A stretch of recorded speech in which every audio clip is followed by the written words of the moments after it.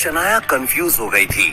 जो विक्की कुछ दिनों पहले तक शौर्य के कहने पर शनाया की जान भी लेने के लिए तैयार था, एकदम से शनाया से घबरा रहा था कि थोड़ा अजीब था। दूसरी तरफ शनाया के पीछे खड़े आहान के चेहरे पर ऐसे एक्सप्रेशंस थे मानो वहां कुछ भी नहीं हो रहा था। आहान को विक्की भाई से ऐसे बिहेवियर की उम्मीद थी, इसलिए आहान कुछ भी किए बिना चुपचाप खड़ा रहा। विक्की भाई शनाया के सामने नजरें झुकाकर खड़ा हो गया और बहुत ही ईमानदार लगते हुए शनाया से माफी मांगी। मिस शनाया, मुझे माफ कर दीजिए। मैं नहीं जानता था कि आप यहाँ अपने दोस्तों के साथ लंच पर आई थी। अगर मुझे इस बात की जरा भी खबर होती तो मैं गलती से भी ये सब नहीं होने देता। विक्की भाई जैसे इंसान के रूप में बने हैवान की इस माफी को सुनकर सिर्फ प्रेम और उसके दोस्त ही नहीं, खुद विक्की के आदमी भी दंग रह गए थे। इतना ही नहीं, रूपल का मुंह तो खुला का खुला ही रह गया। क्या ये वही विक्की भाई था जिसकी आंखों में कुछ देर पहले तक एरोगेंस नजर आ रहा था और अब वो शनाया के सामने इस तरह माफी मांग रहा था मानो शनाया के हाथों में उसकी जान थी। विक्की भाई की मजबूरी को उसके अलावा और कौन समझ सकता था। विक्की भाई ने इस बारे में सोचते हुए मन ही मन में कहा, अब तक आहान ने कुछ नहीं कहा है। इस बात का मतलब है कि मैंने उसे नाराज नहीं किया है। चलो, अच्छा हुआ कि मैंने सबके सामने इस तरह दिखावा किया कि मैं आहान को नहीं जानता, वरना पता नहीं आज मैं जिंदा भी रह पाता या नहीं। बस सब कुछ सही हो जाए। ये बेवकूफ गजेंद्र, इसकी वजह से मैं फिर से अपनी मौत को अपने सामने देख रहा हूं।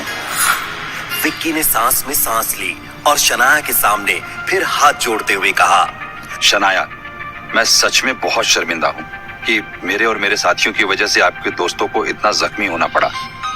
मगर आपको बिल्कुल भी परेशान होने की जरूरत नहीं है। मैं इन सबको हॉस्पिटल ले जाऊंगा। ये सुनने के बाद प्रेम मल्होत्रा, पारस अग्रवाल और राज बेदी एक दूसरे की तरफ हैरानी से देखने लगे। आगे विक्की भाई ने अपनी बात को कंटिन्यू किया, और हाँ मिस शनाया, ये गजेंद्र बहुत ही बड़ा वाला बेवकूफ है।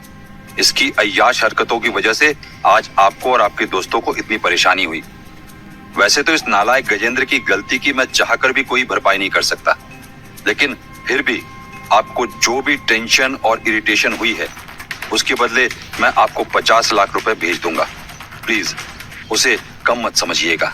ये कहकर विक्की भाई ने नजरें चुराकर आहान की तरफ देखा। विक्की भाई ने कुछ सोचा और अंदाजा लगाते हुए मन ही मन में कहा, लगता है ये मेयर का बेटा और उसके दोस्त आहान के साथ अच्छे टर्म्स पर नहीं है। वरना आहान इनको ऐसे मार खाते हुए नहीं देखता। खैर जाने दो, अच्छा ही है मेरे थोड़े पैसे बच गए। विक्की भाई के दिल में चल रही बातों से अनजान शनाया ने हिचकिचाते हुए उससे कहा, ये तुम क्या कह रहे हो? विक्की भाई शनाया के इस सवाल के पीछे का मतलब समझ गया। वो जानता था कि आगे शनाया उससे पैसे लेने से मना कर देगी, इसलिए विक्की भाई ने उसे टोकते हुए कहा, मिस शनाया, आप ज्यादा सोचकर परेशान मत होइए। मैं एक बार फिर से माफी मांगता हूँ। थोड़ी देर में पैसे आपके पास पहुंच जाएंगे और मैं किसी को भेजकर आपके दोस्तों को हॉस्पिटल भिजवा देता हूँ। अब हम चलते हैं, अपना ख्याल रखिएगा। ये कहकर शनाया की किसी बात को सुने बिना ही विक्की भाई वहां से चला गया। गजेंद्र अपने बॉस की नाराजगी से घबरा रहा था, तो उसने भी रूपल और बाकी सबको नजरअंदाज कर दिया और जल्दी जल्दी में विक्की भाई का पीछा करने लगा। और बचे खुचे 4-5 आदमियों ने मिलकर प्रेम, राज और पारस को उठा लिया। अब फाइनली प्राइड होटल के उस प्राइवेट रूम में शनाया, आहान और रूपल ही बचे हुए थे। शनाया ने एक गहरी सांस ली और ये फिगर आउट करने की कोशिश करने लगी कि अभी अभी उसके साथ क्या हुआ था। रूपल की भी हैरानी का कोई ठिकाना नहीं था। उसने शनाया से सवाल करते हुए कहा, शनाया, वो विक्की भाई तुमसे इतना क्यों डरता है? तुम्हें देखने के बाद तो विक्की भाई की होश ही उड़ गए थे। रूपल के सवाल को सुनने के बाद शनाया एक कुर्सी पर बैठ गई और एब्सेंट माइंडेड होकर बोली, रूपल, अगर मैं ये कहूँ कि इस सवाल का जवाब मेरे पास भी नहीं है तो क्या तुम मुझ पर यकीन कर पाओगी? मैं तो खुद ही कंफ्यूज हूँ कि मुझे देखने के बाद उस खतरनाक गुंडे को सांप क्यों सूंघ गया था। ये सुनने के बाद रूपल ने पूछा, तुम माफिया वालों को कैसे जानती हो शनाया?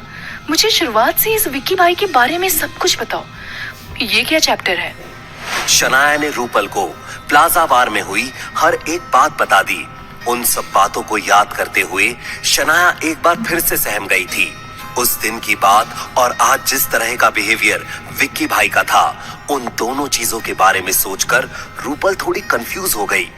बहुत सोचने के बाद भी रूपल को इन दोनों बातों में कोई भी कनेक्शन नजर नहीं आ रहा था। इस बारे में सोचते हुए रूपल ने मन ही मन में कहा, ऐसा कैसे हो सकता है? शनाया कह रही है कि उस दिन प्लाजा बार में पुलिस के आने की वजह से सब कुछ रुक गया था, और उस दिन के बाद आज जब शनाया और विकी एक दूसरे से मिले तो विक्की भाई के सारे तेवर कहीं गायब ही हो गए थे। जो गुंडा शहर के मेयर से नहीं डरता, वो पुलिस के इन्वेस्टिगेशन और केस के डर से शनाया के सामने भीगा बिल्ला कैसे बन सकता है? इस मामले में कुछ तो गड़बड़ है। ये सोचने के बाद रूपल ने एक नजर आहान की तरफ देखा और आंखों में एक अजीब तरह का डाउट लेकर कहा, सुनो आहान, क्या तुम विक्की भाई को जानते हो? ये एक औरत का सिक्स्थ सेंस था जो रूपल को ये कह रहा था कि विक्की भाई के बदले तेवर का आहान से कोई ना कोई लेना देना तो जरूर था। मगर आहान ने ये सवाल सुनने के बाद अपने कंधे उचका कर कहा, क्या तुम कोई मजाक कर रही हो? मैं एक आम इंसान हूँ, मेरा किसी गुंडे से क्या लेना देना हो सकता है भला? आहान ने अपनी बात इस तरह कही थी कि शायद ही कोई उसकी बात पर शक कर पाता। वो बहुत अनजान बनकर ऐसा प्रिटेंड कर रहा था कि विक्की भाई का नाम उसने पहली बार सुना था। मगर रूपल ने एक बार फिर से कंफर्म करने के लिए उससे पूछा, क्या सच में? आहान ने हेल्पलेस लगते हुए रूपल से कहा, अगर यकीन नहीं है तो जाकर उस विक्की भाई से ही पूछ लो। सिर्फ रूपल ही नहीं, शनाया को भी ये डाउट हुआ था कि कहीं आहान का तो इस सब में कोई हाथ नहीं था। मगर शनाया के इस अंदाजे में कोई भी लॉजिक नहीं था। जैसे कि आहान ने कहा था, आहान एक नॉर्मल इंसान था जिसका स्पॉटलाइट से कोई लेना देना नहीं था। वो किसी गुंडे को पर्सनली कैसे जान सकता था? ये सोचकर शनाया ने इस बारे में सोचना बंद कर दिया था। लेकिन रूपल को आहान पर शक करने से छुटकारा नहीं मिल रहा था। ये थोड़ा फिशी है। आहान ने प्रेम को उस गजेंद्र से पंगा लेने से भी रोका था, लेकिन किसी ने उसकी बात नहीं मानी। यहाँ तक मैंने भी आहान को बुज़दिल समझा। क्या आहान पहले से इस बारे में जानता था? ये सब कोई इत्तेफाक है या सच में मेरा इंट्यूशन सही तरफ जा रहा है? दूसरी तरफ उस प्राइवेट रूम से बाहर निकलने के बाद गजेंद्र ने जल्दी से विक्की भाई को अप्रोच किया। सॉरी भाई, मेरा आपको किसी मुसीबत में डालने का कोई इरादा नहीं था। मगर विक्की खुद इतना घबराया हुआ था कि उसके लिए गजेंद्र को डांट लगाना बिल्कुल भी जरूरी नहीं था।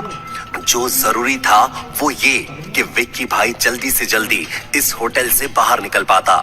इसलिए विक्की भाई ने गजेंद्र की माफी को नजरअंदाज कर दिया। गजेंद्र ने हिचकिचाते हुए कहा, भाई वैसे वो लड़की का क्या नाम था? हाँ, शनाया। क्या वो किसी बड़े बैकग्राउंड से आई है? आप उसे देखकर इतने नरमी के साथ क्यों पेश आ रहे थे? ये सवाल सुनने के बाद विक्की भाई ने सीधा जवाब देकर कहा, नहीं, वो लड़की किसी खास बैकग्राउंड से नहीं आई है। लेकिन जो लड़का उसके बैकग्राउंड में खड़ा था ना, वो कोई आम लड़का नहीं है। बहुत तगड़ा बंदा है वो। अगर आगे से कभी वो लड़का दिखे तो भाग जाना, उसके सामने जाने की हिम्मत भी मत करना। विक्की भाई की आंखों में झलक रहे डर को देखकर गजेंद्र कंफ्यूज हो गया। उसने एक और सवाल करते हुए कहा, भाई उसने ऐसा क्या किया है? इस सवाल को सुनते ही विक्की भाई ने अपने हाथ पर लगे फ्रैक्चर की तरफ देखकर इशारा करते हुए कहा, ये दिख रहा है, उस लड़के ने मेरा हाथ तोड़ दिया। उस दिन अगर आहान की बीवी वो शनाया बेहोश ना हुई होती और उसे बचाना जरूरी ना होता तो शायद मैं जिंदा भी ना बच पाता। विक्की भाई की बात सुनने के बाद एक डर की लहर गजेंद्र के दिल में उठ गई। थैंक यू भाई, अगर आपने सही वक्त पर मुझे नहीं रोका होता तो वो लड़का मेरा भी हाथ तोड़ देता। विक्की भाई ने जब ये बात सुनी तो उसका गुस्सा खत्म हो गया। विक्की भाई समझ सकता था कि उस आहान के डर से किसी की हालत कैसी हो सकती थी। इसलिए विक्की भाई ने गजेंद्र के कंधे पर हाथ रखा और उससे कहा, कोई बात नहीं, अब आगे से ख्याल रखना। ऐसी किसी मुसीबत को खुद ही गले मत लगा लेना जो तुम्हें आगे जाकर तकलीफ पहुंचा सकती है, समझ गए? गजेंद्र ने इस बात पर तुरंत हामी भर दी और विक्की भाई गजेंद्र और अपने बाकी आदमियों के साथ वहां से चला गया। शनाया और आहान भी कुछ देर के बाद घर पहुंच गए। दोनों फ्रेश होकर लिविंग रूम में आए ही थे कि उनके घर का डोरबेल बजने लगा। शनाया ने आहान की तरफ देखकर उससे सवाल करते हुए कहा, आहान, मॉम तो शाम में आने वाली थी ना, जल्दी कैसे आ गई? आहान को भी कुछ पता नहीं था। उसने कंधे उचकाते हुए शनाया से कहा, पता नहीं, मैं दरवाजा खोलता हूँ, शायद मॉम कुछ भूल गई होंगी। ये कहते हुए आहान दरवाजे की तरफ गया। जैसे ही आहान ने दरवाजा खोला, बाहर विक्की भाई के साथ काम करने वाला एक आदमी खड़ा था। उसे देखकर आहान अटेंटिव हो गया। क्या विक्की भाई ने बदला लेने के लिए किसी को यहाँ भेजा था?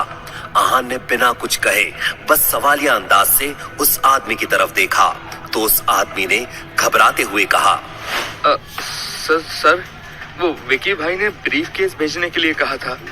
विकी भाई की तरफ से एक बार फिर से सॉरी, ये लीजिए। ये कहते हुए उस आदमी ने एक ब्रीफ केस आहान की तरफ बढ़ा दिया। आहान ने उस ब्रीफ केस की तरफ घूर कर देखा मगर अपना हाथ आगे नहीं बढ़ाया। उस आदमी ने कुछ देर के लिए इंतजार किया और फिर उस ब्रीफ केस को दरवाजे पर रखकर वहां से चला गया। आहान को ये जानकर राहत मिली कि कोई बखेड़ा खड़ा नहीं हुआ था। तभी शनाया वहां आ गई और उसने आहान से कहा, आहान, कौन आया था? आहान ने दरवाजे से ब्रीफ केस को उठाया और दरवाजा बंद करते हुए शनाया से कहा, विक्की भाई की तरफ से ये ब्रीफ केस आए हैं। क्या है इस ब्रीफ केस में? मुझे ये विक्की भाई नामी इंसान कुछ ज्यादा ही अजीब लगता है। ये जो कुछ भी करता है उससे मुझे सब कुछ वियर्ड ही लगता है। अंदर जाते ही आहान ने वो ब्रीफ केस टेबल पर रख दिया। आहान और शनाया ने एक दूसरे की तरफ देखा और हामी भरने के बाद आहान ने वो ब्रीफ केस खोल दिया। जब आहान और शनाया ने उस ब्रीफ केस के अंदर देखा, उसे देखकर शनाया की आंखें खुली की खुली रह गई। उसने हैरानी के मारे कहा, What the hell? उस ब्रीफ केस में ऐसा क्या था जिसे देखकर शनाया हैरान हो गई थी? क्या विक्की भाई ने कोई नया मसला खड़ा कर दिया था? अब आगे क्या होगा जानने के लिए सुनते रहिए पॉकेट FM।